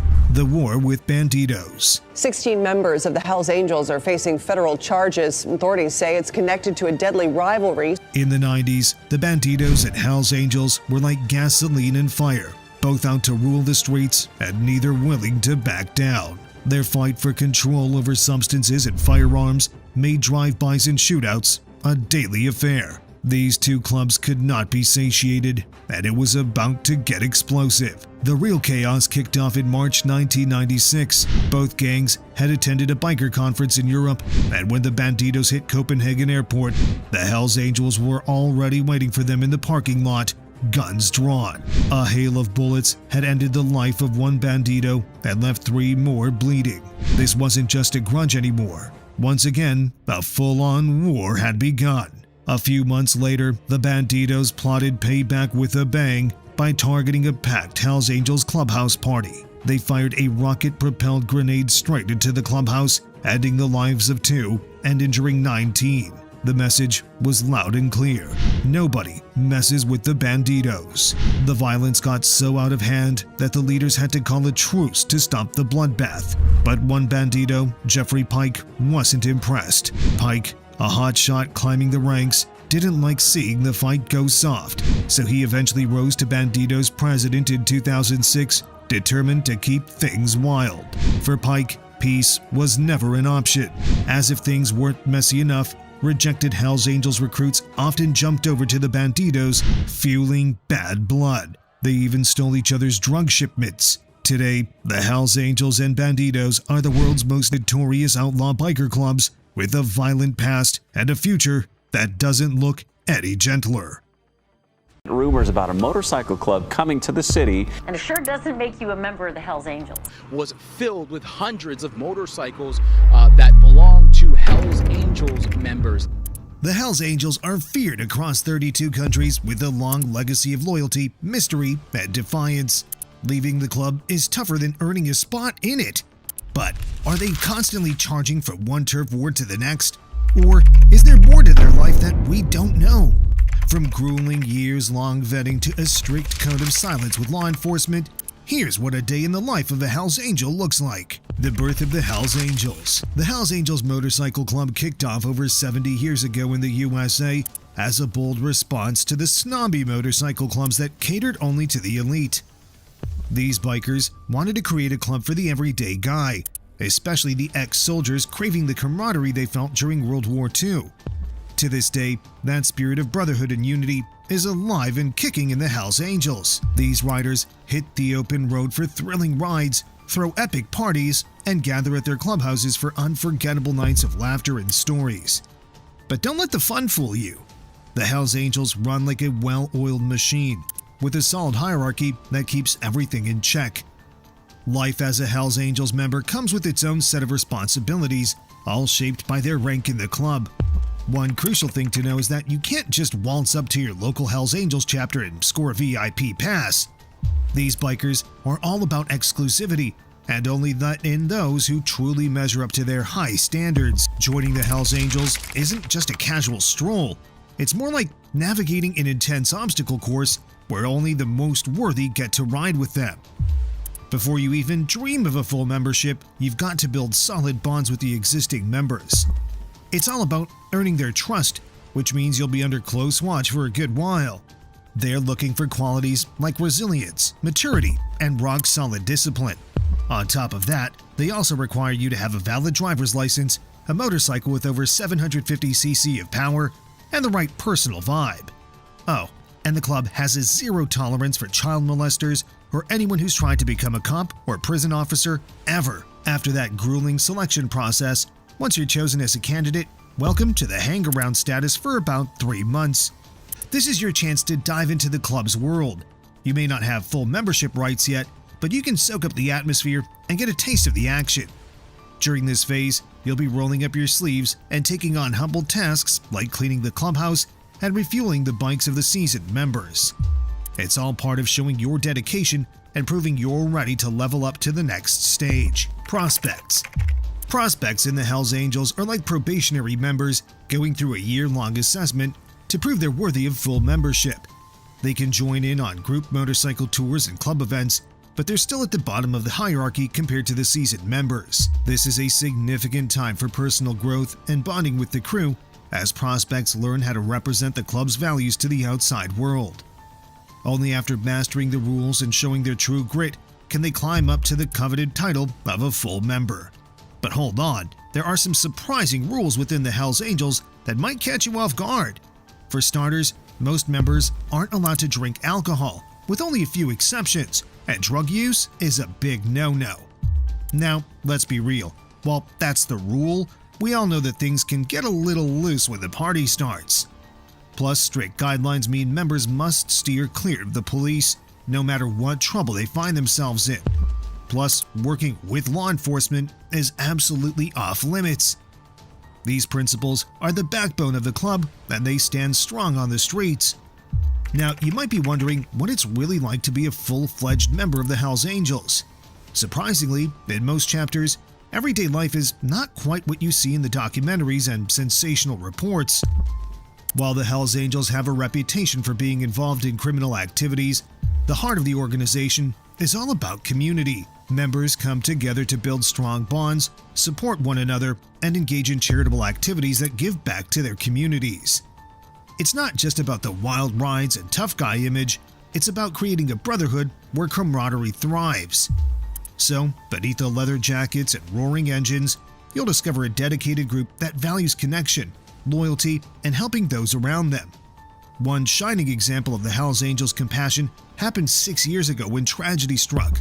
A young boy named Jaden, just 9 years old, lost his life in a rampage. 1,000 Hells Angels attended his funeral. Jaden was the stepson of a Bandidos member, a gang that the Hells Angels had a long and rocky rivalry with.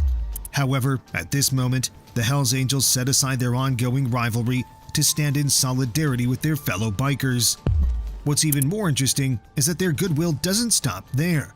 The club often organizes charity rides where both members and sponsors pitch in fees that go to worthy causes. However, it's not always easy to find groups willing to accept donations from the Hells Angels. Some organizations hesitate due to reports of questionable activities from certain chapters. Zazra Zagarin, a former Hells Angels member who ditched the gang in Berlin, spilled some serious tea in an interview released in 2022. He dropped the bomb that some chapters are more like mafia gangs than motorcycle clubs. Zagarin, who originally joined while working security, got tangled up in some wild stuff. He confessed to being part of a robbery at a betting office with 11 other Hells Angels in 2019. The robbery turned deadly when a security guard was shot and unalived during the crime. After that, he decided enough was enough, cut ties with his former crew, and is now living in witness protection. But this saga of death and violence doesn't end there.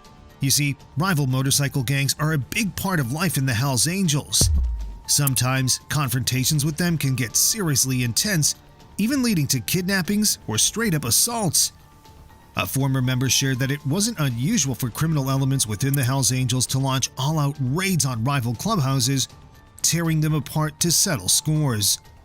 However, it would be unfair to put every single Hells Angels in the same box. Each chapter operates independently, and many Hells Angels members are peaceful folks who join for the sense of camaraderie and community, not chaos. Unfortunately, the negative press has ramped up law enforcement's focus on the Hells Angels. This means that members often find themselves dealing with police searches, seizures, and even raids in their daily lives. The cops have plenty of reason to be on high alert. The issues aren't just small time. Your mind might go straight to drug sales, but they're just the tip of the iceberg. In more extreme cases, shootouts erupt as some Hells Angels chapters clash with rival gangs for control of red light districts and nightlife hotspots. Despite multiple attempts, authorities still can't seem to nail down a comprehensive ban on the Hells Angels. One of the main reasons for this is that not every chapter of this biker club is up to no good, and many members have nothing to do with illegal activities at all. This makes things even trickier for law enforcement because the shady chapters often put on a convincing front. They might operate registered bars, discos, security services, brothels, or tattoo shops, complete with tax payments and compliance with regulations. But behind the scenes, that's where the real action happens, hiding from the prying eyes of outsiders and even the law. In the biker world, it's considered a serious crime to snitch.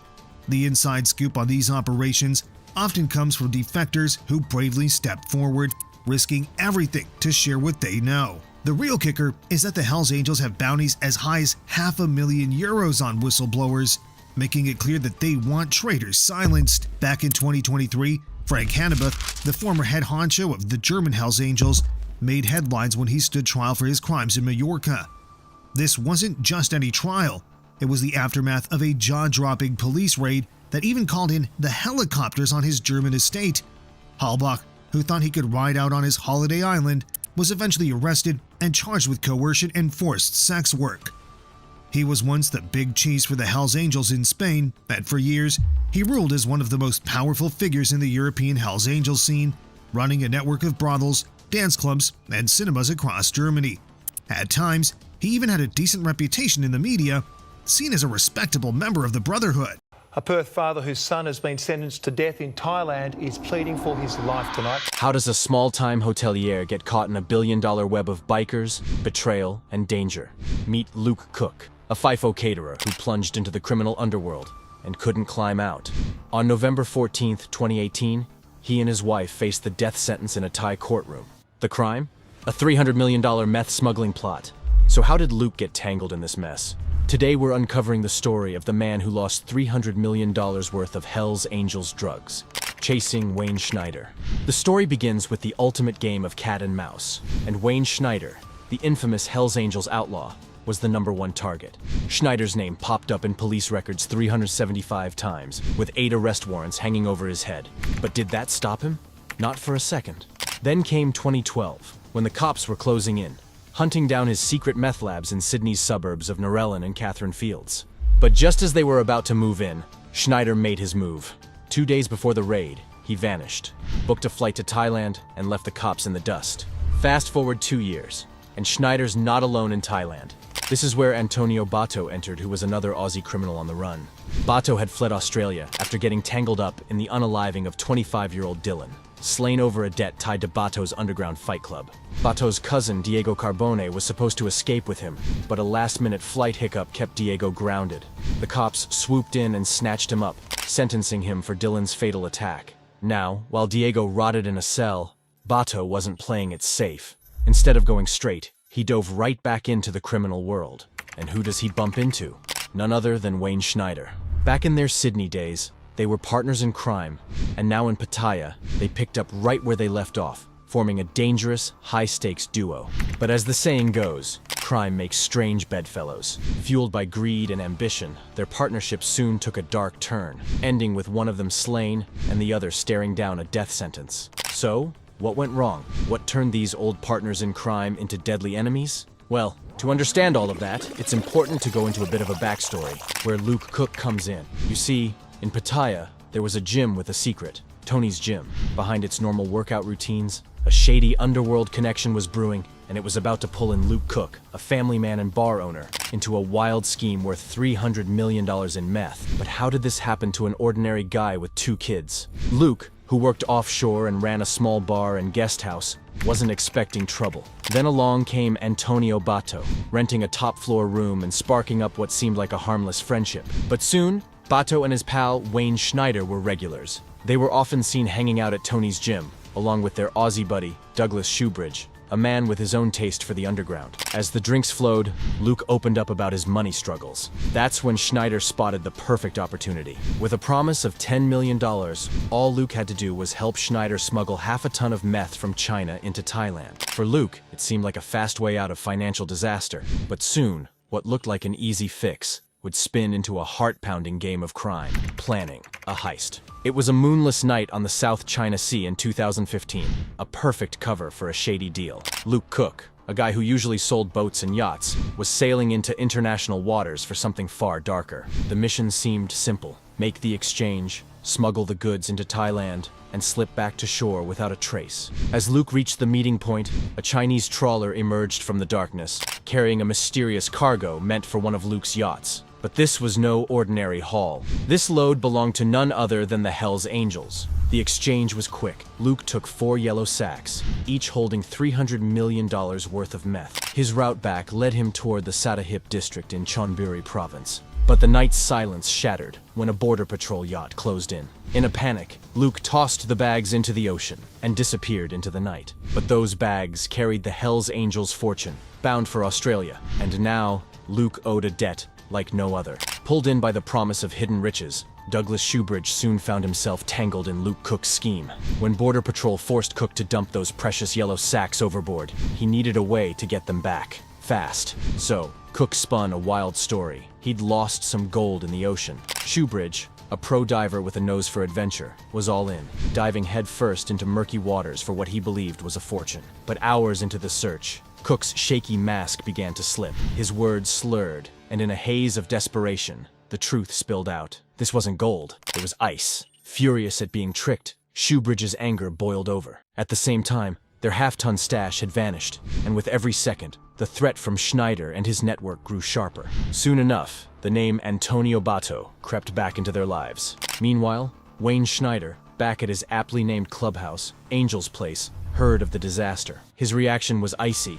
"You'd better get my money, or finish the job you promised." But Cook could never raise that kind of cash. Instead, a deadly plan was hatched, one that would be all too clearly caught on the security cameras at Schneider's Pattaya Villa. The mission at Pattaya Villa. In November 2015, Sufan Fak Kwang, a security guard on his usual rounds at the Paya residential complex, stumbled upon something. He heard a commotion, followed the noise, and walked right into a nightmare. 5 masked men beating the life out of a guy. That guy? None other than Wayne Schneider. A major player in the meth game, Schneider had managed to slip away to Thailand after his DNA was linked to 2 busted drug labs in Sydney. But the past doesn't let anyone escape that easily. Schneider's bad luck caught up with him when those thugs decided to take matters into their own hands. They dumped him into a white Toyota Ute and drove him to a nearby house. It was there that Schneider was slain and left in a shallow grave. At that point, the Thai police had no idea they were dealing with but the criminals made one fatal mistake. They rented a car with a GPS tracker. And guess whose name popped up on the rental paperwork? Sirapat Simat, wife of Douglas Shoebridge, a close friend of Luke Cook. The police tracked the car's route all the way to Simat's house, and then to a secluded spot 30 kilometers away. The car sat there for hours. Suspicious, right? Well, the cops followed the trail and sure enough, uncovered Schneider's body, abandoned and left to decay in a shallow grave. During the investigation, Siat dropped a game-changing truth. She had rented the property for none other than Antonio Bato, at Shoebridge's insistence. Soon after, Bagnato and Luke Cook found themselves in the hot seat, thanks to incriminating CCTV footage. Bagnato, the only one caught without a mask during Schneider's abduction, was quickly tracked down and arrested. Now, Cook tried to spin a simple tale of hopping in a taxi, then a bus, inching closer to the border. But the real story was far messier. Cook had already been tangled in this mess long before. In a separate court case from the year before, Cook had been convicted of helping the Bagnato family escape to Cambodia. Not by bus, but in a private car. And even though he'd played a key role in the getaway, Cook managed to get his sentence suspended for 2 years, just for pleading guilty. Then, another key player walks in. 22-year-old Tyler Gerard, who had been there from the beginning. Gerard had seen everything firsthand. He testified that Luke was going to take them to Cambodia. You see, Gerard had broken his collarbone in a motorcycle accident just days before Wayne Schneider's tragic demise, and it was Bato who'd helped him through it, extending a hand of friendship. 9 hours after the abduction, Bato called Gerard. Terrified and in need of help, Gerard couldn't turn his back on a friend, so he joined them in the escape. As these events unfolded, one question still remained. How did Luke Cook and his wife eventually get caught up in a $300 million drug bust? The $300 million betrayal on the high seas. It all started with a shady plot brewing in the underbelly of China, with plans to flood the world with a flood of deadly narcotics. Then came the Hells Angels, Australia's infamous biker gang, who signed up to fund the operation. And who did they rope into their mess? A slippery character by the name of Mr. Schneider, a man with enough dirty connections to make this whole operation run smoothly. Schneider set up a front company called Global Marine Solutions. Sounded innocent enough, but there was more to it than met the eye. It was the perfect cover for all their illicit dealings. With a few signatures, Schneider got his hands on the yacht Yundi. But this wasn't some luxury cruise. It was a ticking time bomb. The yacht changed owners, landing in the hands of Luke Cook and his Thai wife, Miss Canarat. Little did they know, this yacht was about to sail them straight into disaster. Then came June 15th, 2015. The Jundi, captained by Cook and with Mr. Gerard on board, set sail from Pattaya Marina with a mission: meet up with a Chinese ship offshore and collect a massive shipment of crystal meth, enough to destroy lives on a global scale. As they cut through the water, it seemed like a routine mission. That is, until the Royal Thai Navy decided to check things out. This was when the ultimate panic hit. They could either get caught with a boatload of drugs or make a run for it. In a split-second decision, they tossed the drugs overboard, hoping the ocean would cover up their mess. But the ocean wasn't their biggest problem. The Thai authorities weren't fooled, and soon enough they were on the trail of Cook and his crew. Fast forward to December 2017. Luke Cook and his wife were snatched at Bangkok's Sarabi airport while returning from Australia. What followed was a nightmare of courtrooms, intense interrogations, and a fight to survive. As the story unfolded, though, a glimmer of hope emerged. A lobbyist group, along with 2 Australian parliamentarians, took up the cause, pleading with the Thai Supreme Court to release Luke and his wife, citing a mistrial. After 4 long years of torment, their nightmare finally ended. But the scars remained, a constant reminder of the terrifying lesson learned. Never mess with the Hells Angels. Hells Angels figure will soon be released from prison. Former biker gang president. One of the most complex criminal trials in American history is underway in San Francisco. The defendants are all members of the Hells Angel motorcycle gang. You also have to understand, it's kind of become the new norm in the outlaw bike world. Joining the Hells Angels Motorcycle Club may sound like a thrill worth tasting for most motorcycle enthusiasts. But what if we told you that it could cost you your life?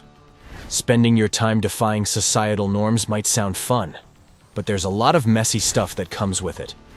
Beneath the allure, the Hells Angels is a high-stakes world, and once you get through this video, you might start second-guessing your choices. So, let's take a closer look into what being a Hells Angels member is really like. Loyalty above all. In the Hells Angels world, loyalty isn't just a word. It's the very bedrock of the club's identity. They say angels forever, forever angels. But this is more than a catchy phrase. It's a solemn vow that members are expected to uphold with their lives. Imagine this. As a member, the club's needs take precedence over everything else, even your personal life. Relationships, jobs, and family ties all come second. If the club calls, you must drop whatever you're doing, no questions asked. Loyalty here means total devotion, a bond that demands unwavering commitment. Take George Christie, a name well known in Hells Angels circles. Christie was once the president of the Ventura, California chapter and spent over 3 decades devoted to the club. But this wasn't just a lifestyle choice for him, it was a sacrifice. Christie has spoken openly about the high cost of loyalty. It meant putting nearly every personal decision in the hands of the club. In the end, this loyalty became a weight too heavy for Christie to bear, and he made the risky decision to leave. However, in the Hells Angels, leaving isn't a simple goodbye. Christie found himself labeled a traitor, facing threats from the very people he once considered family. But if you think loyalty is the only rule, brace yourself. There's much more. A code of rules and rigid regulations.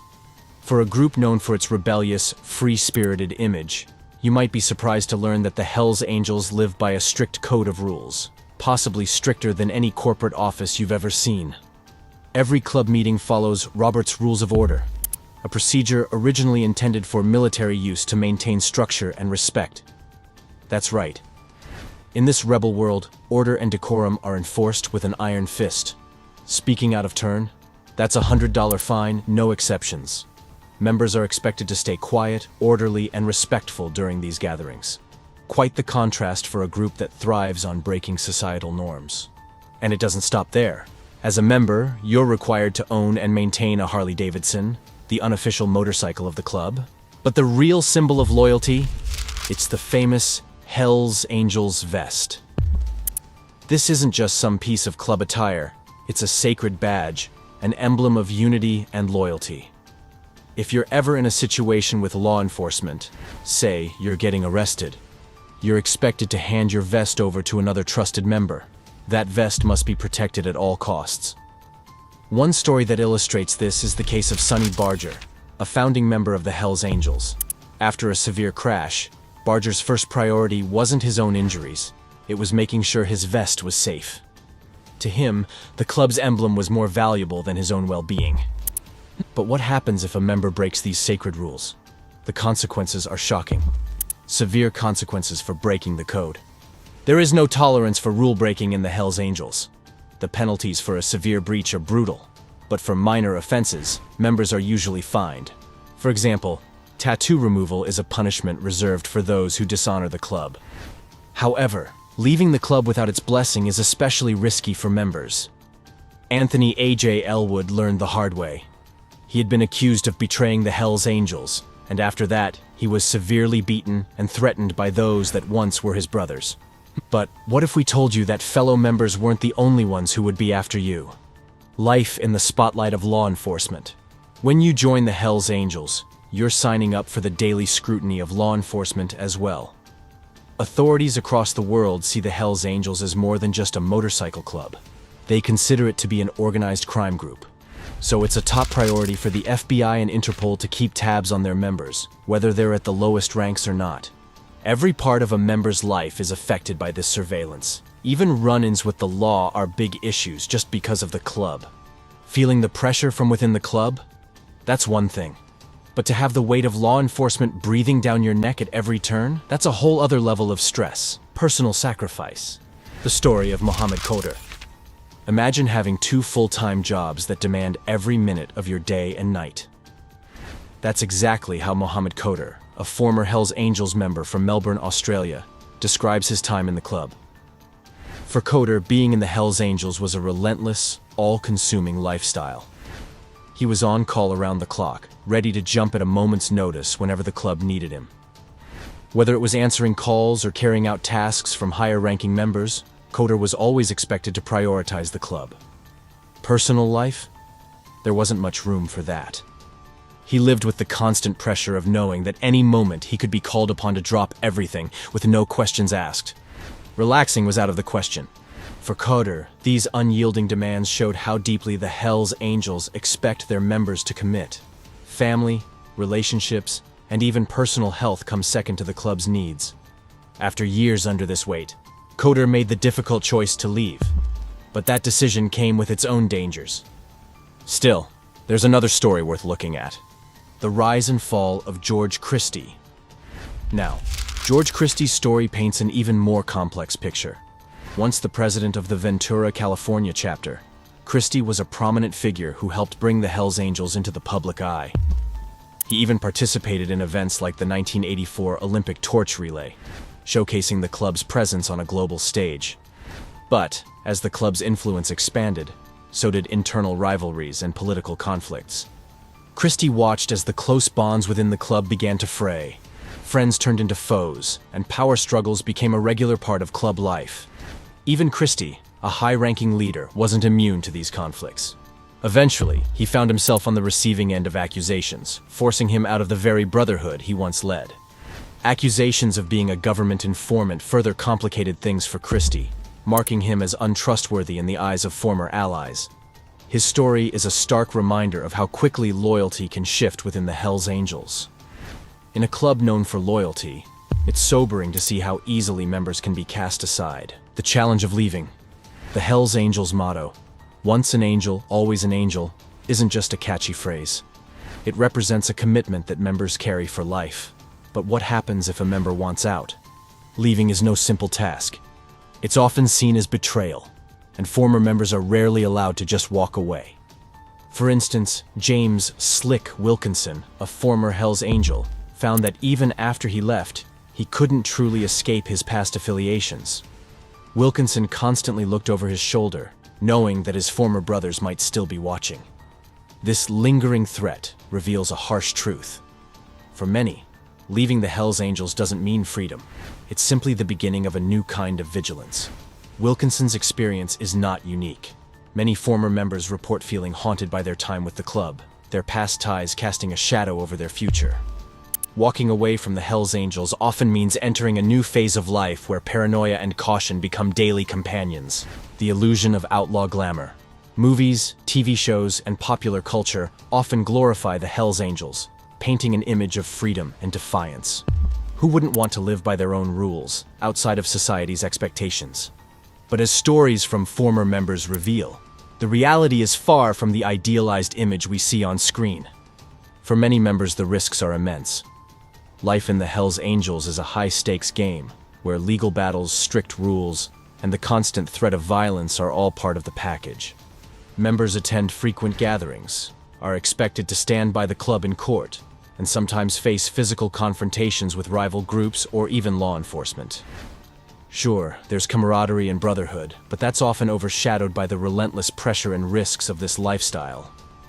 The thrill of rebellion may seem tempting, but when the legal issues start piling up and relationships start to strain under the weight, some members can't help but wonder if the cost is too high. So, being one of the Hells Angels is probably not as easy as you think, and it might make your life easy to just keep your distance. In the gritty world of outlaw motorcycle clubs, the Hells Angels stand as a notorious symbol of rebellion and lawlessness. When some of its most notorious members face the ultimate consequence, a life sentence, the courtroom becomes a battleground. Nobody knows how these rebellious people will respond to hearing their terrible fate. They might stand there, being completely different, or they might erupt in defiance. But do they ever show remorse for their actions? Join us as we look at the most notorious Hells Angels members reacting to a life sentence. Joseph Lancia. In the small state of Rhode Island begins the story of Joseph Lancia. Lancia wasn't just any normal member of Hells Angels. He was the leader of the notorious Hells Angels chapter in Rhode Island, a title that came with power, prestige, and more than a fair share of danger. In 2019, a Mack semi-truck rumbled past the Hells Angels clubhouse on Wendell Street. Inside the truck was Richard Starnino, a man who had no inkling that his day was about to take a dangerous turn. As the truck rolled by, Lancia stood on the sidewalk, a .25 caliber semi-automatic handgun clutched in his grip. In a flash, a shot rang out. Starnino was no ordinary man. With nerves of steel, he didn't falter. Instead, he pressed on, maneuvering his truck onto Messer Street while Lancia calmly retreated into the clubhouse. This was not just an act of violence. It was a brazen display of power, one that would set the stage for the events that were about to follow. The Rhode Island State Police tactical team swung into action. Armed with a search warrant, they stormed the Messer Street clubhouse. Inside, they unearthed a cache of weaponry, 3 handguns, and a variety of ammunition. The .25 caliber bullet fired by Lancia, now a piece of incriminating evidence, was carefully extracted from the truck's door. Lancia found himself in the grips of the law, charged with assault with intent to murder, assault with a dangerous weapon, discharging a firearm while committing a crime of violence, and carrying a pistol without a permit. It seemed his luck had run dry. However, fate had other plans. Lancia was released on bail, a decision that seemed great at the time, but would come back to haunt him. Later, in 2020, the atmosphere in Providence was thick with tension. Lancia was once again the center of a storm, this time due because of a fight at another clubhouse. The clash violated the terms of his bail, drawing the eyes of the law back on him. In the courtroom, Lancia's lawyer painted a picture of a man misunderstood. The victim, they argued, was no saint. He was a criminal with an intimidating record, a man who had allegedly threatened the Hells Angels. But the court was unmoved, unswayed by stories of the victim's misdeeds. The judge refused to grant Lancia bail, convinced that if released, he would disregard any conditions imposed upon him. The events took a new twist in 2022, when Lancia made a bold request. He wanted Judge Kirsten E. Rogers to recuse herself from the case. This is because her husband was a lieutenant in the Rhode Island Police Department, a connection that Lancia believed might sway her judgment. Yet, the judge, unfazed by the accusations, cited insufficient evidence for recusal. With the legal noose tightening, Lancia faced a grim decision. In a strategic move, he pleaded no contest to the charges, a gambit to avoid the harshest of sentences. His plea deal came as a mixed bag of relief and retribution. 15 years at the adult correctional institutions, with 5 years to be served and 10 years of probation. For the assault charge, he received an additional 3 years in prison, 1 year to run concurrently. A no-contact order was slapped between Lancia and Starnino, lasting 8 years. This was a barrier meant to shield Starnino from Lancia's reach. The judge also imposed a restitution of $3,650, a sum that seemed trivial against the events that had unfolded. Throughout the sentencing, Lancia stood as an emotionless figure. When asked if he had anything to say, he was completely silent, and that's how the trial ended. But not every member chose to remain quiet at their sentencing. Caius Veiovis. Caius Veiovis's life spiraled into one of the most bizarre criminal cases in recent history. But how exactly did he end up there? Born Roy Gutfinski Jr., Caius Veiovis didn't always have the sinister persona that captured the public's attention. In 2008, he legally changed his name to Caius Veiovis, drawing inspiration from a vampire character in the Twilight series and an ancient Roman god associated with the underworld. But why this drastic transformation? Veiovis adorned his body with tattoos and modifications that would make anyone think twice about messing with him. He had horn-like implants in his forehead, bones etched onto his fingers, and the infamous number 666 prominently displayed above his eyebrows. However, this strange appearance was only the surface of his dark allure. Veiovis's first brush with the law was as disturbing as it was violent. In 1999, he and his girlfriend Deanne Jones were all over the headlines for a shocking assault on a 16-year-old girl. Lured to their motel room, the girl was subjected to a gruesome ritual where Jones sliced her back with a razor blade. In a deeply disturbing act, the couple kissed each other while licking the victim's blood. Was it a twisted sense of devotion, or something more sinister? It seemed that he always had an inclination toward crimes like these. The young girl survived but required over 30 stitches to close the 7-inch wound on her back. When Veiovis stood trial, he openly identified as a vampire and Satanist, claiming a thirst for blood that he couldn't quench. The court found Veiovis guilty of elevated aggravated assault and reckless conduct, resulting in a 10-year prison sentence.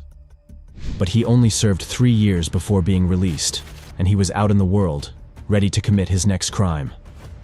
Several years later, Caius Veiovis came out of the shadows once again, but now he was entangled in a murder case. Alongside 2 other men, he was charged with the brutal kidnapping and murder of David Glasser, Edward Frampton, and Robert Shadwell. The prosecution argued that Veiovis had a motive to assist Adam Lee Hall, a high-ranking member of the notorious Hells Angels. The victims were killed to silence them, ensuring they couldn't testify against Hall in a separate assault case. Veiovis's lawyer delivered an opening statement that questioned the prosecution's ability to link Veiovis to the crime scene. In his mind, there was a lack of evidence or testimonies that could incriminate Veiovis, which made him believe that he could win this case. Throughout the trial, Veiovis remained defiant, proclaiming his innocence and refusing to cooperate with law enforcement or accept any plea deals. He even rejected a proposed deal from the district attorney, maintaining his stance that he was wrongfully accused. Whether it was sheer arrogance or he truly believed he was innocent, it was unclear. However, some part of him probably knew what was coming his way. In a tense courtroom scene, the jury delivered their verdict: guilty on all counts, including murder, kidnapping, and witness intimidation. Veiovis was sentenced to 3 life sentences without the possibility of parole. But even as the gavel fell, Veiovis' words could be heard throughout the courtroom: "I'll see you all in hell." For the families of the victims, the verdict offered a semblance of closure. The conviction of Caius Veiovis brought a sense of justice. But what happened to Veiovis' accomplices? Adam Lee Hall. This man, along with Veiovis, stood accused of a crime that left the whole of Massachusetts in shock. It was a seemingly ordinary day at the Hampton Superior Court in Massachusetts, but inside, an extraordinary trial was unfolding. Adam Lee Hall was at the center of it all, facing 3 life sentences for the cold-blooded murder of 3 men: David Glasser, Edward Frampton, and Robert Chadwell. The night of August 27, 2011, was the last time anyone saw Glasser, Frampton, and Chadwell alive. The details of their gruesome fate emerged slowly as their residence was turned into a crime scene. The victims were shot at Glasser's home, but it didn't stop there. The bodies were dismembered, and the remains were placed in plastic bags, an effort made by the culprits to effectively cover their tracks. Transported in Hall's Buick, the bodies were taken to a remote area in Beckett, where they were buried in a ditch, hidden from the world. But no crime is perfect, and the truth has a way of surfacing. 13 days later, the mutilated bodies were discovered, setting off a chain of events that would lead to one of the most notorious trials in Massachusetts history. In 2014, the trial opened with testimonies that recalled the events of the night in question. Hall's ex-girlfriend took the stand, and she revealed that Hall had 3 firearms hidden in a bag of dog food on the night of the murder. The motive behind the murders was as chilling as the crime itself. The victims were silenced to prevent them from testifying in another case entirely. But what secrets did they hold that warranted such a drastic measure? The courtroom was filled with speculation as Rose Dawson, another witness, testified.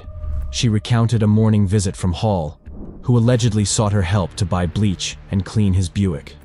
The reason? To erase the traces of his gruesome crime. Dawson's testimony continued, revealing an evening at the Hells Angels clubhouse where Hall and others involved in the killings were said to be mocking and laughing about their acts. Investigators were unable to find the gun Dawson mentioned, but the district attorney confirmed that the victim's remains bore gunshot wounds. As the trial progressed, the defense attorney began a bold attack on Dawson's credibility, highlighting her past alleged drug use. Was she a reliable witness, or was there more to her story? Judge Jeffrey Kinder weighed in, acknowledging the gravity of the case. He noted the absolute disregard for human dignity displayed by the defendants. Tensions were high as the media swarmed the courthouse, drawn by the notoriety of the Hells Angels and the shocking nature of the crime. The trial was so explosive that it had to be relocated to Springfield from Berkshire County, adding another twist to an already convoluted tale.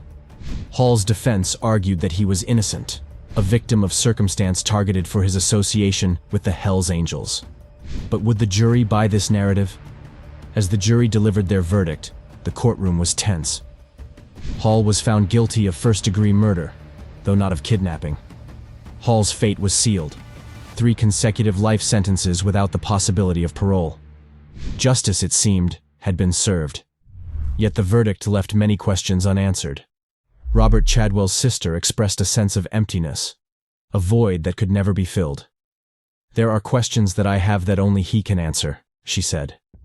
But it seemed that for a long time these questions might never be answered. The last accomplice, however, was yet to face his trial, and it was just as intense.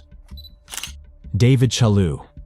This man was 1/3 of the notorious trio that included Veiovis and Hall. Chaloo, a 47-year-old resident of North Adams, found himself in the spotlight for all the wrong reasons. The year was 2011, and a gruesome triple homicide of David Glasser, Robert Chadwell, and Edward Frampton was discovered in a remote area of Beckett, Massachusetts. The police and prosecutors believed the victims had been abducted, shot, and mutilated in a crime that seemed ripped from the pages of a horror novel. Prosecutors alleged that Chaloo, along with his cohorts, orchestrated the murders with a lot of precision. But Chaloo maintained his innocence, vehemently denying the charges of murder and kidnapping that loomed over him like a dark cloud. The trial unfolded like a gripping courtroom drama, with David Casey, a key witness, recounting a haunting part of the crime. He described in detail how Chaloo and Hall had butchered the 3 men. Casey testified that one of the killers had even boasted about sleeping soundly after the murders. Chaloo's lawyer, however, wasn't about to let the jury convict his client without a fight. He argued that the witnesses against Chaloo were unreliable jailhouse informants, their testimonies tainted by ulterior motives. The prosecution, led by Berkshire District Attorney David Capeless, was relentless. He recommended 3 consecutive life sentences for Chaloo, emphasizing the heinous nature of the crime and the absence of any possibility of parole. Superior Court Judge C. Jeffrey Kinder concurred, agreeing that each victim's life was invaluable and that the crime warranted the harshest punishment. Judge Kinder stated that labeling the crime as heinous was an understatement. The victims had suffered unimaginable deaths, and the perpetrators had shown a complete lack of mercy. Kinder also noted that Chaloo had preyed on vulnerable individuals, surrounding himself with young women he could easily manipulate. Finally, the jury delivered their verdict. The courtroom was tense, the air thick with anticipation. As the judge read the verdict, Chaloo's face remained emotionless, a mask of apathy as he listened to the fate that awaited him. He was sentenced to 3 consecutive life sentences without parole, a decision that echoed the severity of his crimes. But Chaloo wasn't ready to accept his fate. He launched an appeal, seeking to overturn his conviction by taking his case to the Massachusetts Supreme Judicial Court. He argued that several errors had been made during his original trial, including improper jury instructions and the admission of prejudicial evidence. Despite Chaloo's efforts, the Supreme Court rejected his appeal, upholding the original convictions and sentences.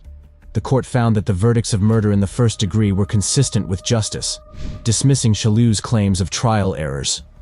The appeal was exhaustive, with Chaloo's lawyer pointing out numerous issues, such as the admission of a studded baseball bat as evidence, and allegations of inappropriate statements made by the prosecution during opening and closing arguments. Yet, after a thorough review, the court concluded that there were no grounds to overturn the convictions or reduce the sentences. So, Chaloo remains in prison.